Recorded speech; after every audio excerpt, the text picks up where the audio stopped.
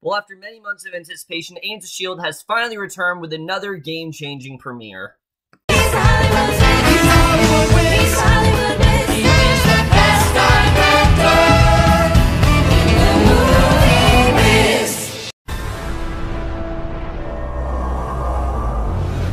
Hey guys, it's Mary for the season premiere of Agents of S.H.I.E.L.D. Season 5, Episode 1, Orientation Part 1, and Season 5, Episode 2, Orientation Part 2. And obviously, guys, I was hyped for this premiere. You guys know I absolutely loved last season. It just showed the possibilities of where the show could really go.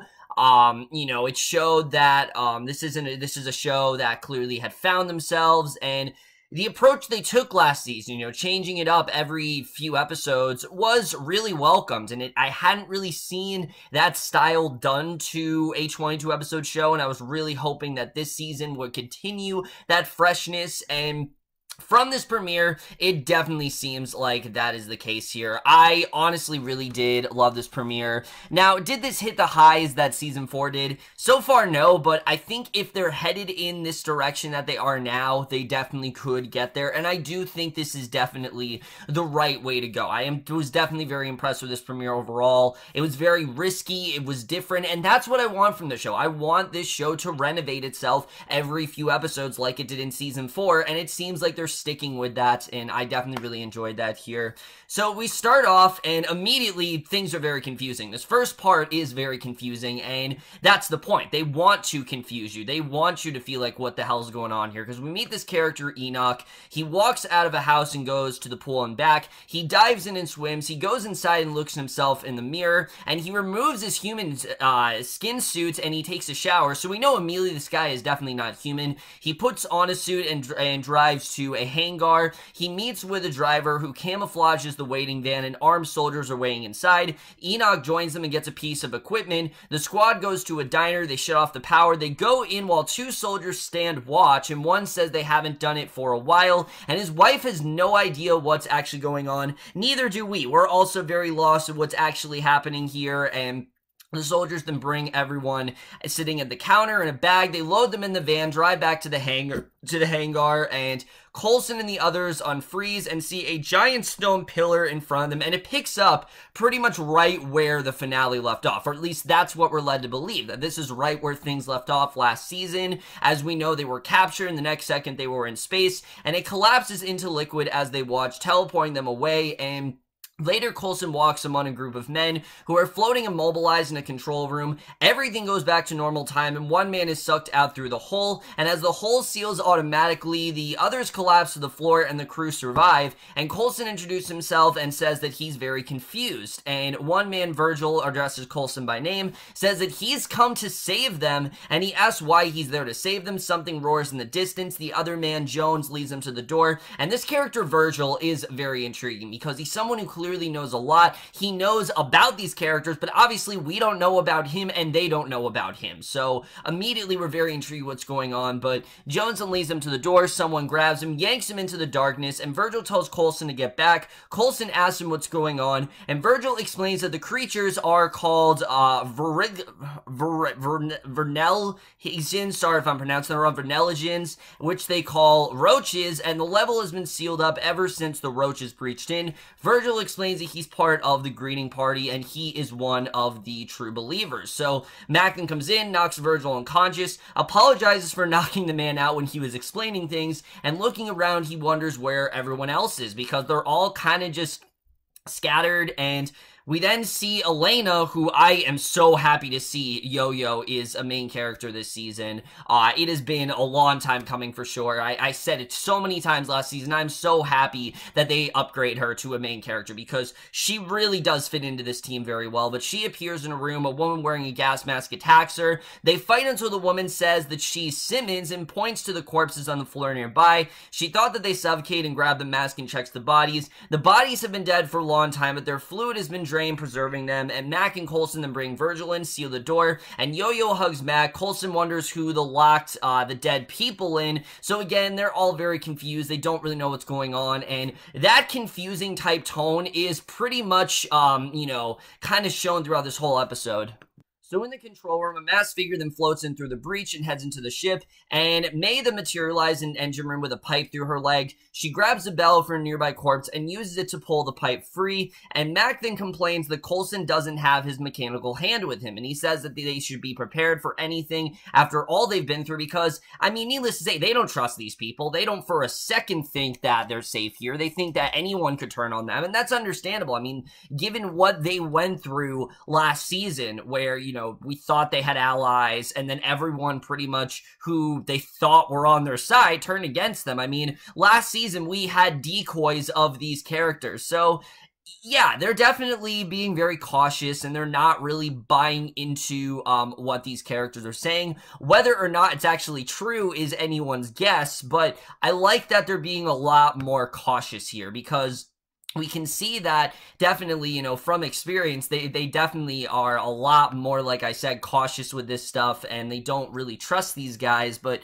basically, he tells Coulson he's packing him once they get through their current situation. Simmons confirms that the dead people are humanoid and have no IDs, and Coulson says that Fury's black box didn't reference S.H.I.E.L.D. bases in space, and he finds a metal object in Virgil's pocket, as well as a postcard from Earth. So Virgil then wakes up, says that they can't linger there. He recognizes Mac and says that he knows all of them, and Virgil explains he's been studying them for years and always believed, even though they tried to take it away from him, and he says they're not there to save him, they're there to save humanity. So Virgil starts to explain, something drags him into the shadows, and there's a lot of exposition here, but it's cut short, which I thought was really interesting. The exposition's actually cut off here, and the agents run into the hallway. A roach comes after them. They come to a dead end. The roach then leaps at them, and Daisy then blasts it to pieces with her powers, and I thought it was really cool to see Daisy here, which, fun fact, they intentionally left, I noticed this, they actually left Daisy, when they released the first 17 minutes of the show, they wisely left Daisy out of it, because they didn't want to spoil really what she was going to do this season and what was going to happen there, and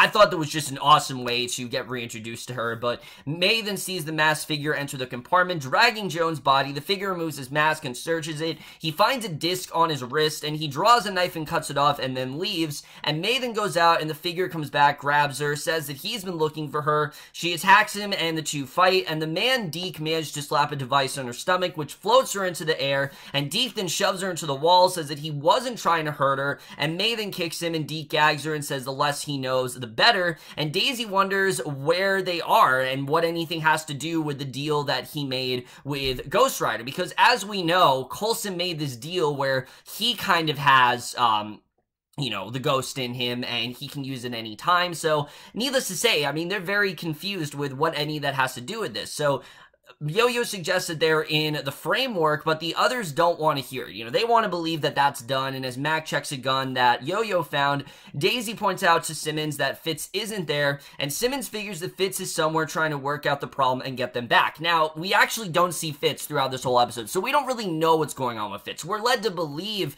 that he is on Earth, and that's really what's going on there, but basically they discuss where they're split up, but they all decide to stick together and start searching, and I like that they did that. I like that they didn't just split up because it would have been a really dumb decision, and they know that they need to start searching here. So Deke then ties May down, sets flares off, saying that the small repels the roaches. He takes out a knife, warns it'll hurt like hell. He checks her wrist, and there's no disc there, and Deke tells her that no one can go anywhere without a metric, and he cuts open her wrist, puts one of the discs in the cut, and I have to say, for an 8 o'clock show, this was honestly really graphic, and that's something I like. I like that they're not toning down the violence or any of the more adult themes that were in last season here.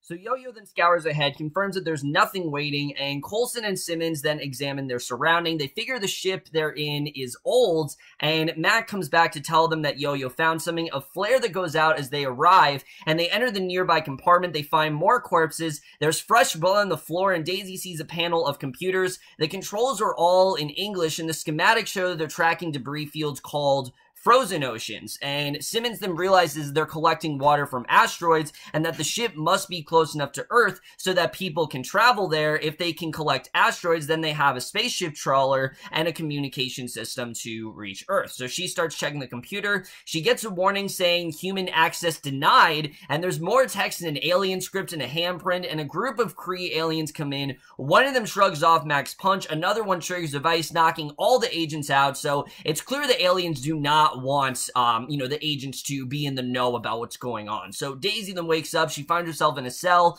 Coulson and Simmons are also there. The aliens are discussing whether to lead the violators with the floor chief, and when Daisy asks what happened to their friends, one of the Kree says that they knew the rules and broke them and will do whatever they want with Mac and Yo-Yo. So Mac and Yo-Yo are hung up in a refrigerated chamber. Two Kree troopers come in. One of them then punches Mac in the stomach, and Mac talks to Yo-Yo in Spanish. The trooper hits him again, and Simmons figures that the Kree have been abducting humans to the outpost for years. And as Daisy prepares to blast her way out, the door opens to reveal Deke and May. They're with a Kree guard, and Deke whispers to Coulson to play along, then greets him as Buddy, saying that May came running to him begging for help, and he asks where Virgil is, and Coulson says that he's dead. Deke immediately says that Virgil got what he wants and claims that Coulson and the others are transfers, dragging up from processing to steal metrics. So I like that Virgil actually died here because this was someone who had a lot of knowledge and he didn't want the agents to be, right when it seemed like he was going to tell them everything that's going on,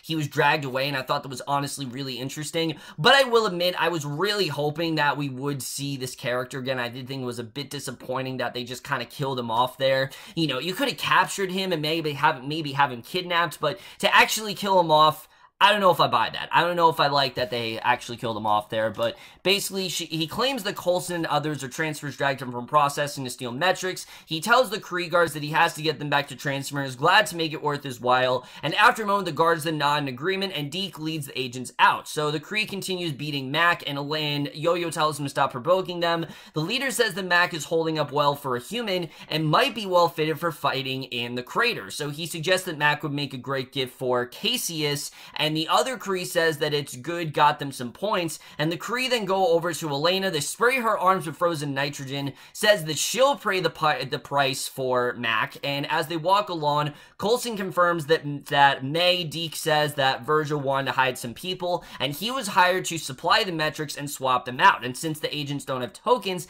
they can't cover the price of his services. So basically, they're kind of shit out of luck here, and when Daisy says they need to find their friends, Deke warns that they'll be dead. Coulson asks where the spacecraft is, and Deke warns that Virgil was the only pilot he knows, so they hear screaming. May then grabs the gravity device and straps it to Deke, pinning him to the wall, and we see May and Simmons go to get the spaceship, and Daisy tells Coulson to stay and question Deke while she rescues Mac and Yo-Yo. So Coulson agrees. He starts questioning Deke, who says that the Kree want submission like always, and May and Simmons descend through the layers of the outpost. They realize it's the staging ground for an invasion, and they spot a door marked Trawler and go inside, and Daisy then follows Yo-Yo's screams. Coulson then frees Deke and asks if the Kree are planning an attack on humans, and Deke wonders why would they bother to do that. So Daisy then comes in, takes out one Kree, frees Mac. He attacks the remaining Kree, but Yo-Yo then kicks him in the face. And Simmons and May then enter the trawler. Simmons realizes the metal object they found on Virgil is the key. She starts up the trawler. May then pilots the vessel out into the asteroid field, and Deke tells Coulson that Human built the bunker and realizes that Coulson isn't from processing. So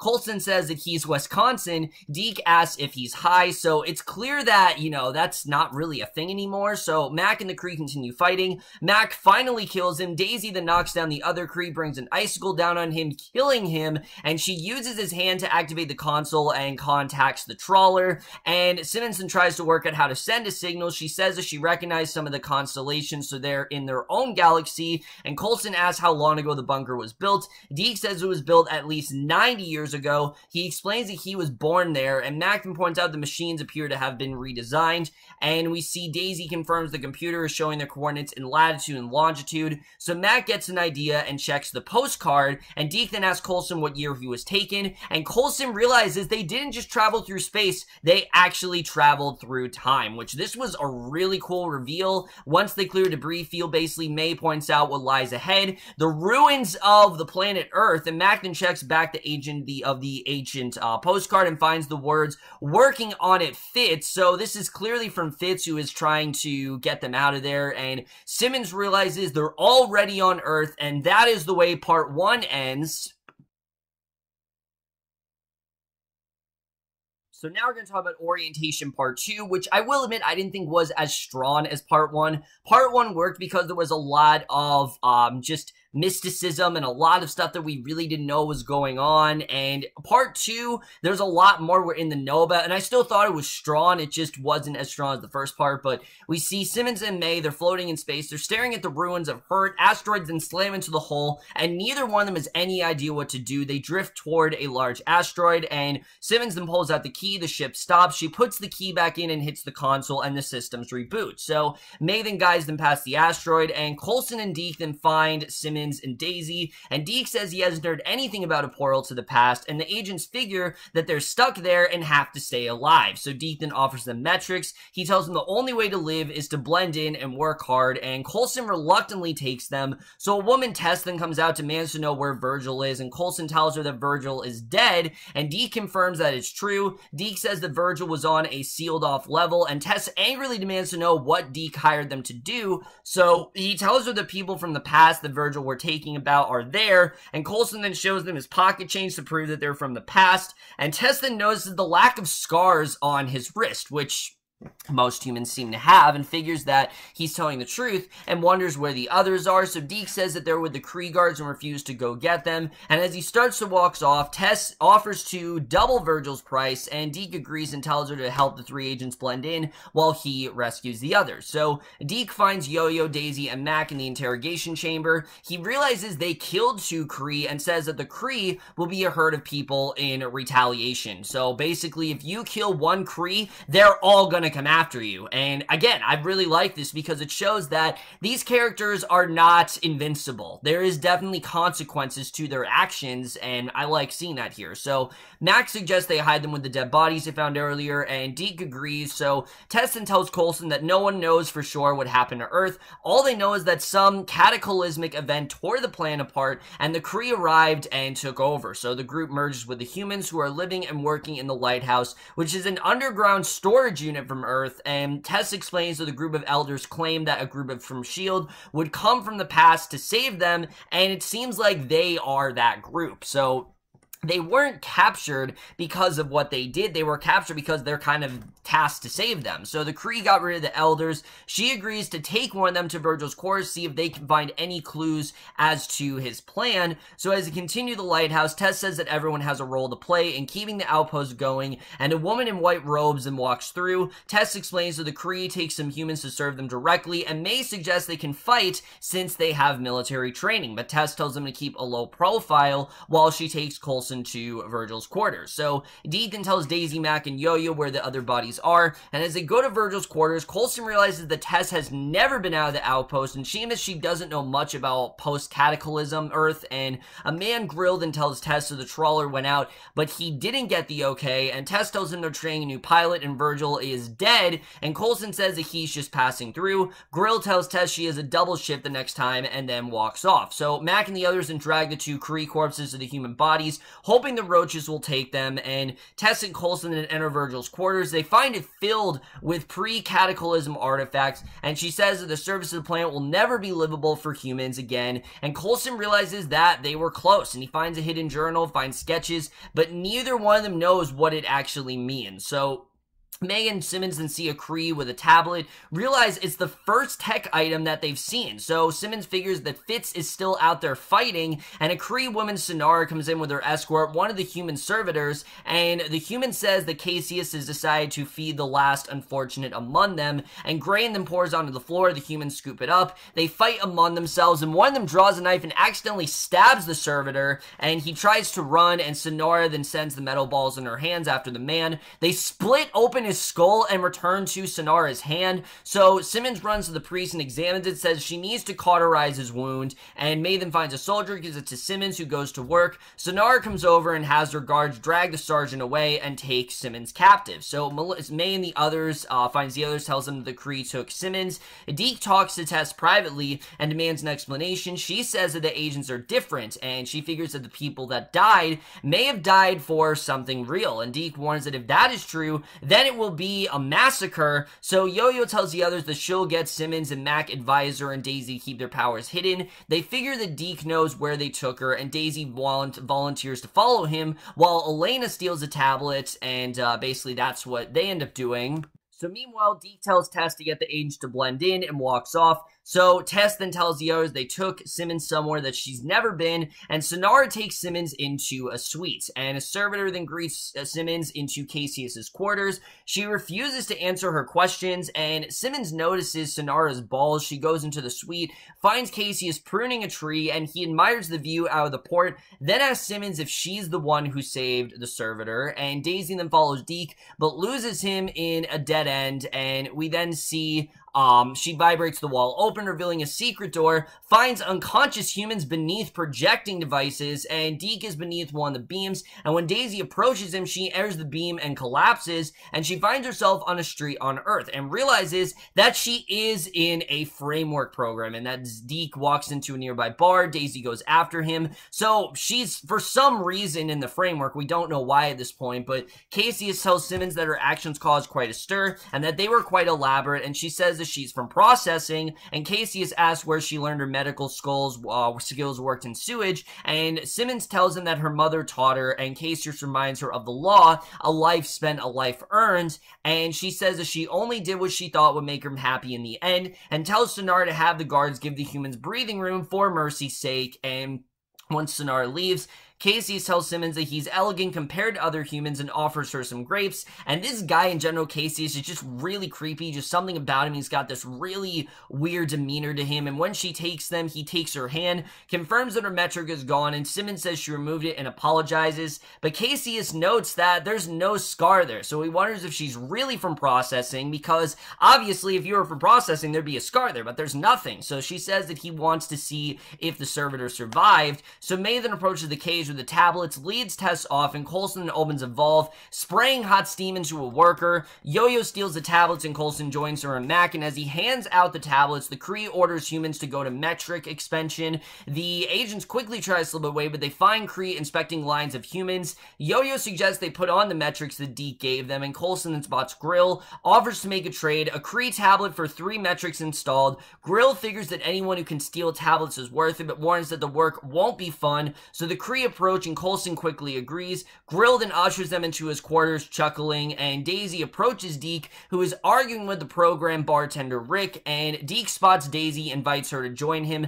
So it's kind of like Passengers. I never saw Passengers, but just this scene in general very much reminded me of that, but he explains she got too close to his transmitters when he stalked her, and he explains that he rebuilt the software from scratch after acquiring the servers, and admits that he's selling Escape. And when Daisy objects, saying that it's a temporary escape from the lighthouse, Deke tells her the prison is nice compared to the lighthouse. So if that's the case, then the lighthouse is clearly like the worst possible place you can go, and if it's worse than prison, I mean, I can't even imagine what it's like. But Tess sees the Kree inspection and tells May it's a renewal. Grill's men then install the trackers, and Tess then tells May that some people will be selecting the renewal, then they owe a life, their own or someone else's, and Sonara leads her guards away. Several of the humans' metrics flash red. I don't know if this is setting up that someone's gonna die, but I kind of feel like that's where we're going. But they run while the humans attack the ones with the red metrics. They kill one and another chosen. Zev then grabs a gun, the Kree left, and opens fire.